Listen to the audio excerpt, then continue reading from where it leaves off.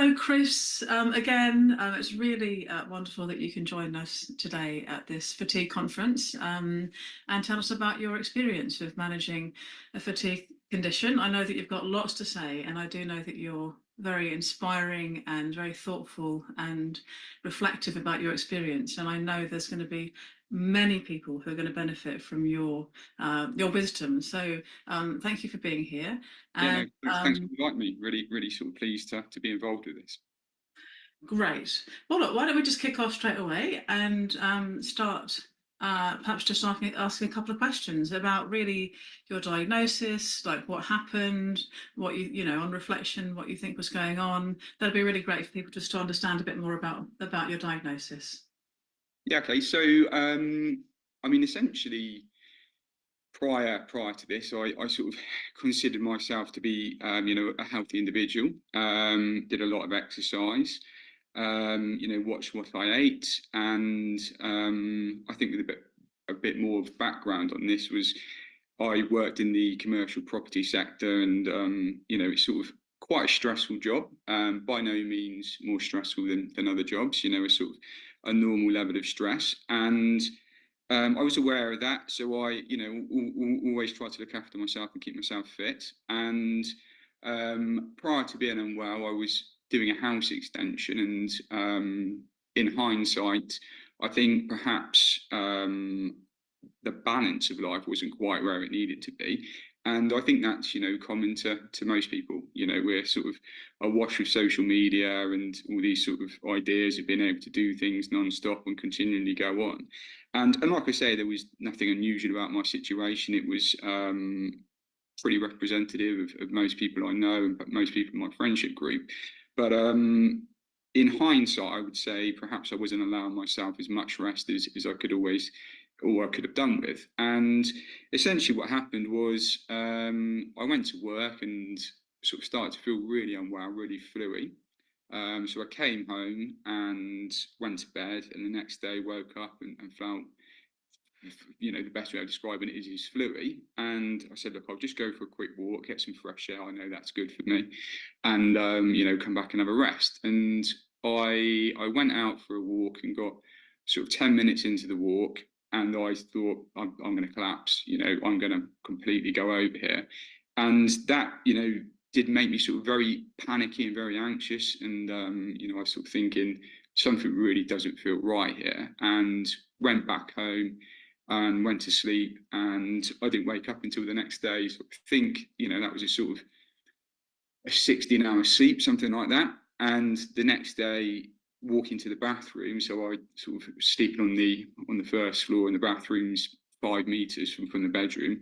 Walking to the bathroom was something that was very difficult. And the best way of describing it is imagine if you've done 1,000 squats, you've got that sort of burning sensation in your muscles, and that's exactly what it was. It was this sort of burning and painful sensation combined with a fever and a high temperature. And from pretty much that point onwards, I didn't know what was happening, and I was unable to sort of walk, unable to leave the bed. And the first really 3 weeks were just about me sleeping in bed. And I know we've talked about the different stages, but that's kind of the acute phase of whatever was happening at the time. Thank you. And did you eventually get a diagnosis? Tell us a bit about what actually happened with your, working out what was going on medically. Yeah, so again, it was quite a weird journey because my mindset was, look, at some point this will shift and I'll feel better in a couple of days. So the first sort of week was, as typically everyone would do, is, look, I've just been hit by something quite hard. It's obviously hit me really hard. But this will pass. And so I didn't actually go to see a doctor in the first week. And part of that was that I was really unable to move further than sort of 5 meters without feeling like my body was going to give up.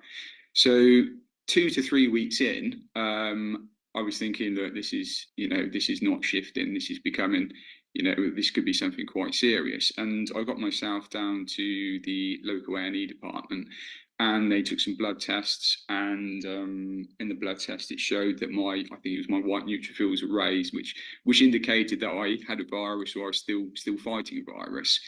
And that was the sort of the beginning of the diagnosis process. I went down to A&E again a couple of weeks later, and they were still raised, and my GP arranged some blood tests as well. And again, when they came back, they were still raised. So that was the beginning of the diagnosis process. And after sort of a few weeks, the conclusion was, from speaking with the GP, and also my employer had a GP look at me, was that I was suffering from post-viral fatigue. Okay, so post-viral fatigue was the ultimate diagnosis that Yeah, you yeah, came to. yeah.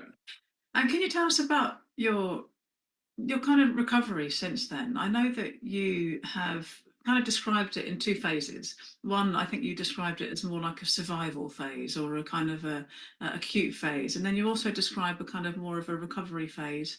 I'd be interested if you could talk about what happened in those phases, what you learned from those phases, what you actually did, you think that made a difference. Yeah, of course. Yeah. So as we sort of said, the acute phase, or stage one, and I know it sounds a tiny bit dramatic, but we sort of termed it the survival phase.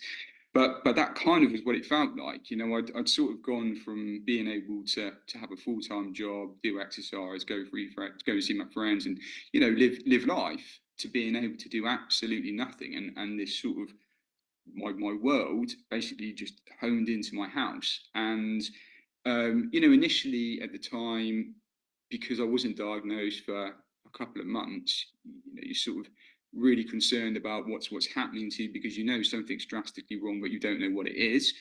And I would say the very first sort of part of it was just emotional recovery, and you're sort of going through all these really high levels of anxiety, high levels of panic, not knowing what's going on, and not having the energy to do anything about it. And that sort of stage was really just about having people around you who helped support you. And so that was predominantly my wife, and I come from a very big family. I've got two brothers and two sisters, so they came and helped, and my mum and dad came down and helped.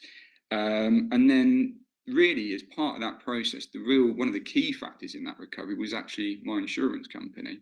So I was off work initially for 4 weeks. Had the what was called now, a sick note signed off for 4 weeks, and then I needed to speak to my insurance company to let them know that I was going to be off work. And once they'd done their own assessment, they came to the same conclusion, that it was post-viral fatigue, and they put me in contact with you. And obviously that was the start of the rehabilitation. So I sort of move on from stage one onto stage two, which was the rehabilitation.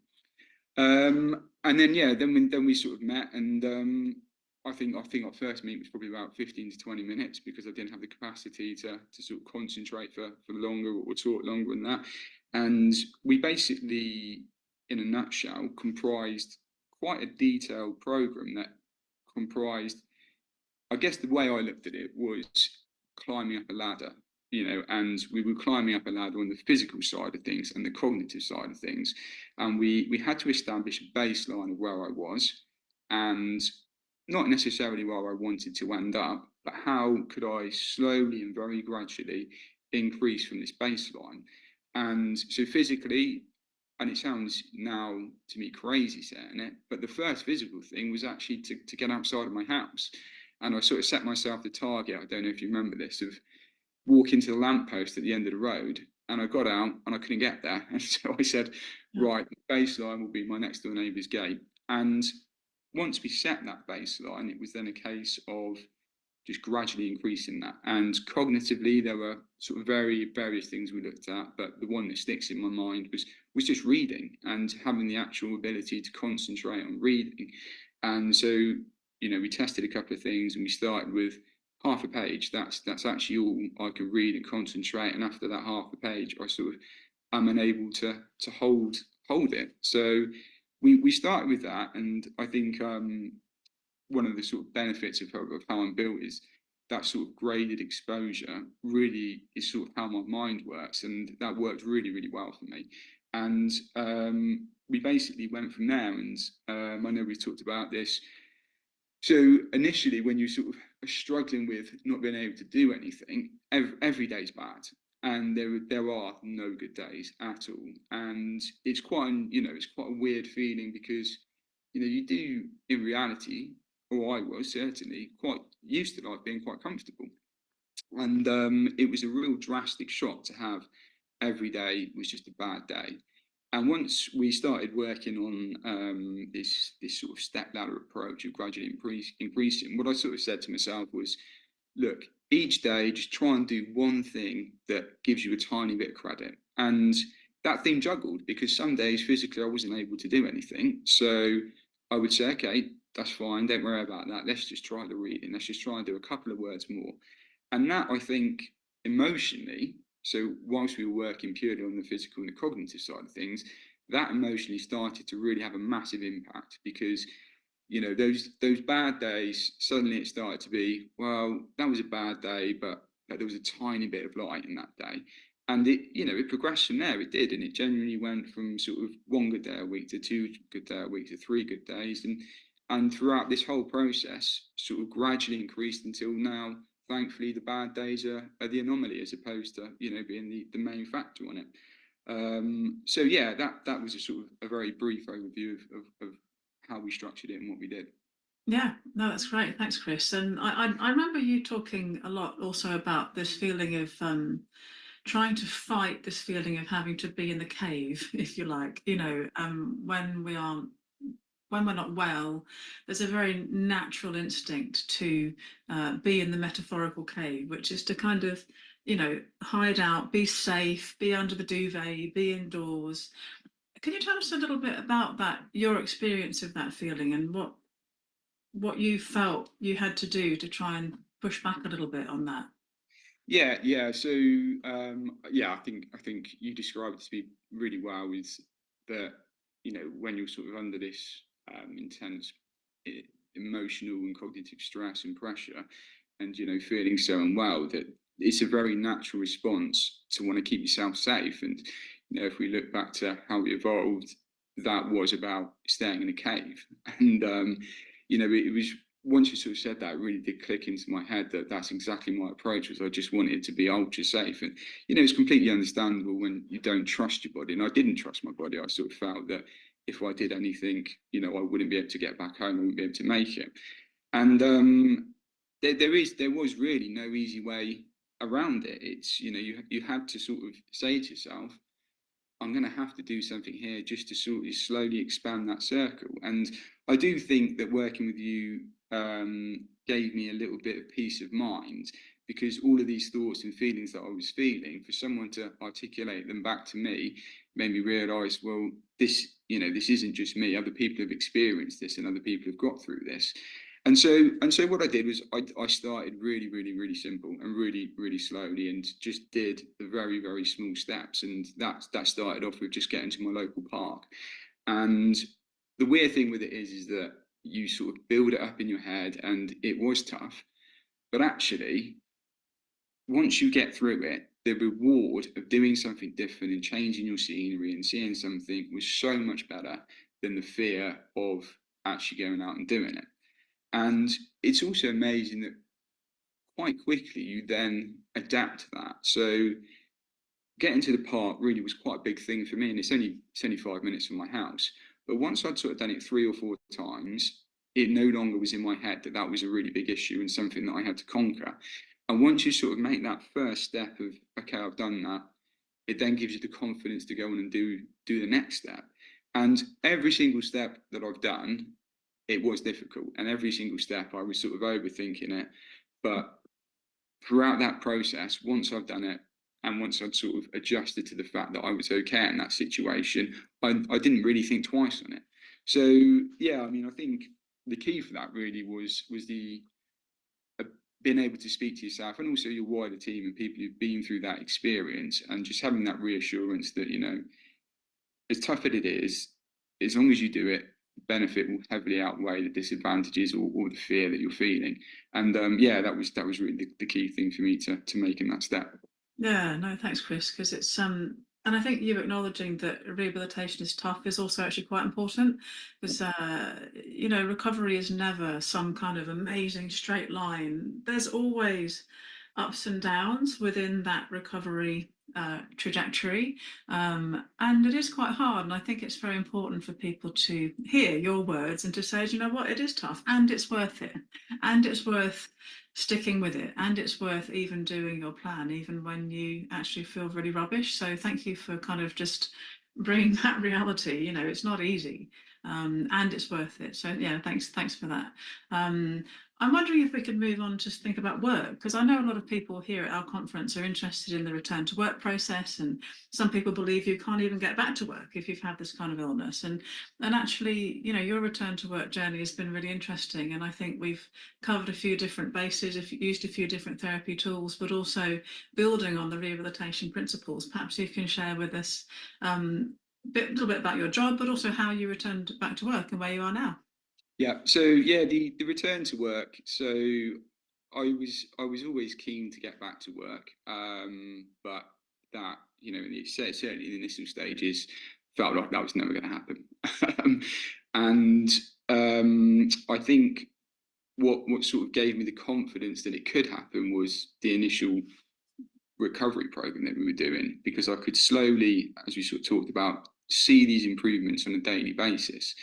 But there was certainly a huge amount of uncertainty and a huge amount of sort of anxiety about getting back to work and what it would look like, and how I would integrate myself with the team. And what we did was we sat down and we worked out a return to work plan, and that went over to my employer. So that sort of set out where I was and what I was looking to achieve. And we also sat down and worked through needs, challenges, and solutions. And I think sometimes when it's in your head and you don't air it, it has a lot more power than talking through it. And when we sat down and worked through, what are these tough parts of the job that are, could be difficult, and how are we going to manage this? It then sort of breaks it down a little bit, and you think, actually, that's not quite as bad as I was thinking. There's a solution, there's a way around this. And so yeah, as I sort of mentioned earlier, I work in commercial property, and some of the challenges were, holding quite complex meetings with big teams, and that's something that's very daunting when you've been really unwell and your concentration levels are low. And what we did was, well, how do we break that down? And how about joining online and just taking some minutes and doing some notes for the first 30 minutes? And so we break it down into something that I felt comfortable that I could do with. And at the point that we were going back to work, I felt that I could do that. And so then it sort of took away the fear of this sort of big challenging meeting into something that actually I can do that, and that's a realistic target. And we did that with all of the aspects. And another example is, I need to go to site for my job, but getting the train and traveling was for me really intense and something that I really struggled with. So we sort of put in the return to work plan and spoke to the employer and said, look, for the first few months, you kind of work at home. Is that something that I can do? And then we'll look at targeting going to site later on down the line. And that's exactly what happened. So they were obviously amenable to me working online. And I'm at this stage now where I sort of go into the office one day a week and I attend those sites. But at the initial stages, that felt miles out of my comfort zone and miles out of what I physically and mentally or cognitively was able to do. So yeah, that process of breaking things down, and step by step getting to a bigger goal. And also, I would say the key thing that we constantly talked about was having boundaries. And I think that's it's quite difficult at times to sort of process that, because when you've worked your entire life, you sort of want to be in charge of your job and what you're doing and contribute and do everything that you were able to do. But the fact of it is that whilst you're in the recovery, you do have to have these boundaries in place, and it's about that long-term goal of getting to full long-term health. And if you jump straight back in without these boundaries, you're not going to get to where you need to do. So clearly setting some boundaries down and having a conversation with your employer about that is key. And being completely transparent, the first conversation I had with my employer wasn't great, but they then read the plan in detail, and actually they've been fantastic ever since. And I think that's a key point, is that the communication between the various parties, and just spelling out what's going on, because people don't understand it and they don't understand how you're feeling, and it's very difficult to articulate and explain that. But being able to have something formal that I could give to an employer and work through with them has done really well, and it's still working well. We sit down every week and we run through the plan, run through where I am and what the progress is for the next couple of weeks. So again, we sort of use your ideas of having these stages of increasing work, and even though my return to work plan is it's not fully complete, but we're at the latter stages of it, we will still do a very similar process for the next 12 months while I sort of get back to full health. Yeah, yeah, that's great. So you described some of the kind of building on the rehabilitation phase, working in harmony with that building up physically and cognitively, also introducing the return to work aspect. And I remember very early on, you were building up the radius from home, and you were actually had a great structure going to the library, didn't you? And I remember in that very first stage, even though you weren't working, you were trying to get into a routine of doing something that feels a bit like work, Yeah, which also included getting public transport to the library, sitting down, focusing. And I remember that was part of your kind of preparation phase in a way, wasn't it? And to yeah, get yeah, you yeah, just to the point definitely. of being able to do that next part. Um, and also, it's quite realistic to have to need to have a plan in place and to need to be able to communicate. And I'm really pleased that you've been able to be so confident in your communication with your employer, because I think that's really tough, isn't it? And trying to hold your boundaries, particularly when it's clear to me that you're used to doing a lot. You're used to being really competent at work, and you're used to being really kind of able to spin lots of plates. And as that shifted and you weren't able to spin as many plates, you had to say no to the extra plates that you were being asked to spin. And I think the fact that you have managed that, I think, has been a real testament to your ability to kind of hold some of those boundaries, but also take yourself up bit by bit. So yeah, that's great. And I just wonder, if there's anything that you think would be useful for people to hear. In our audience here today, we've got lots of different types of people. We've got people who perhaps even going through a similar thing to yourself. We might have people who are therapists like me. We might have people who are from the insurance industry. We might have doctors. We might have therapists, nurses, different people here today. I just wondered if you might kindly summarize for us some of your key messages, things that you feel are important for people to know about, either about post-viral fatigue or about rehabilitation, or just what you've learned in your process. Yeah, I mean, I think for those who are going through the similar process, my key message would be it's really difficult to stay positive, and you have to find things to cling on to that are positive. But there always is something positive to cling on to, and trust me, it's been horrendous. Not just for me, for everyone I'm close to. It had a massive impact on my family, had a massive impact on my wife. Severely restricted their lives, and I know it was a huge source of stress for them. Mm. But things do get better. And I think perhaps, that concept of I'll wake up tomorrow and it'll be better. You have to get rid of that, and you have to just sort of cling on to the one good thing a day. That's a start. And it does build up. And yeah, I didn't think that it would. And that's the main thing really is just trying to, no matter how bad you feel, just stick with being positive. And then also the key for me really was my insurance company, because they put me in contact with you, and that allowed me to work with a professional who has vast experience of what I've been going through, and was able to offer me the emotional support, and also programs, and just trust that process. And as part of that, delete Google, because yeah, we spoke about it a few times. There were a couple of times I was googling the symptoms, and you get down with it. And the fact of it is that these things work, and if you have someone who tells you what you need to do, and you just trust that process and stick with it, you will get there in some shape or form. It might not be how you expect it to be, and I'm not exactly where I thought I would be, but I'm in a better place, which sounds very weird. And I think that's it's been a massive journey to get to this point. So yeah, those would be the two main things really.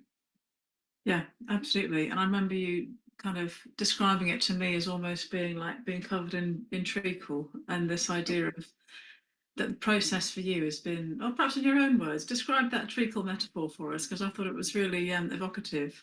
Yeah, yeah. So I guess what I struggled with was trying to describe it to friends and family and work colleagues and people who haven't experienced it. And I guess what they were saying was, "Well, you're just tired, so just go and have a sleep." And it's that it's probably how I would have approached it prior to being unwell. And it's that difference between, and these aren't any sort of medical definitions or anything. It's just my own sort of reasoning between being tired and being fatigued. And for me, the fatigue element was, it was as if someone had basically covered me in treacle, and I just, every movement was laboured, every thought process was slow. It was underweight, and I just couldn't do that. And it was about slowly, just that treacle slowly getting washed off and coming off bit by bit by bit, so that everything wasn't so laboured and wasn't so draining and wasn't such hard work. And yeah, that's kind of the best way I can describe it. Yeah, I think it's a really great way of describing it, the weightiness of it and the kind of impossibility of trying to move through this substance, which does actually move, but it kind of is hard and it's really, really hard work. And to know that over time that treacle can become a little bit less watery and be washed off is really great.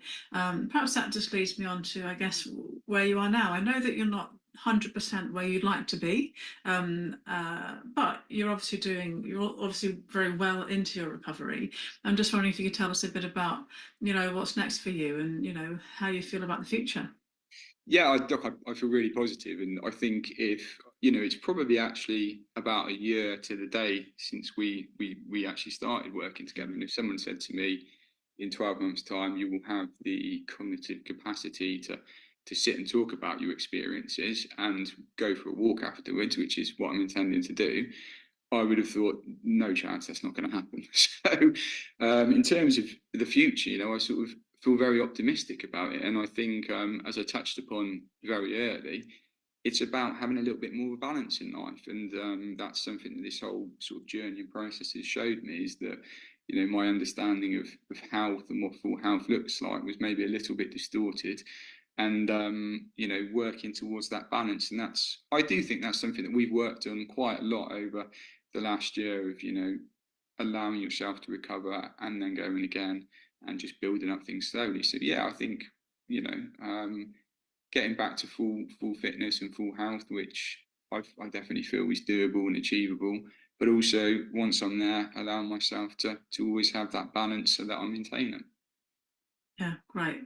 Well, thank you so much, Chris. I don't know if you've got any other extra little things you wanted to raise, but we've certainly really appreciated having you here today. I know that your contribution is going to be hugely valued by people here at the conference. So thank you so much for your time. Is there anything else that you did want to say?